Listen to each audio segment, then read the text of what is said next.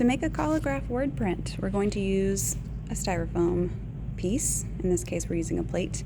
You can cut it in half and share the other half with someone else. Chances are your word will not be bigger than half of the plate, but if you need the whole thing, that's fine.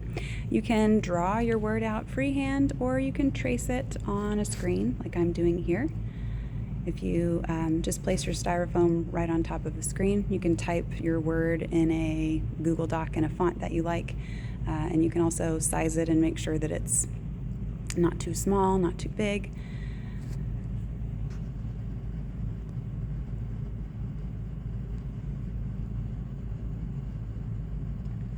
And then you're going to start cutting out your letters with an X-Acto knife. Make sure that you use a mat underneath you. Make sure that you're always cutting away from yourself. In other words, rotate your plate to cut around your letters so that the knife is never pointing towards you. If you slip and accidentally nick yourself, I have Band-Aids. Don't worry, but be extra careful. Don't be distracted. And make sure the safety cap is always on it when you're not using it. Then you're going to punch out your letters. It should be pretty easy after you've carved them with an X-Acto knife.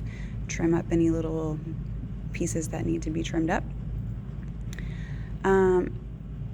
And then you're going to be gluing your letters on backwards. So if there are any details, you're going to want to put them on the back side. That's what I'm doing right now. I'm kind of looking through the letters. I can see the engravings of where I traced some of those details in my font, and I'm making sure that they're added in on the back side. Because again, that's the part of my letter that's going to pick up the ink and stamp.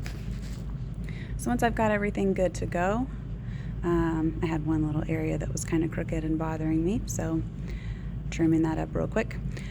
Make sure that you move your cutting mat out of the way. You don't want any glue on your cutting mat. It will damage them. But then make sure that your letters are facing you, facing the correct way.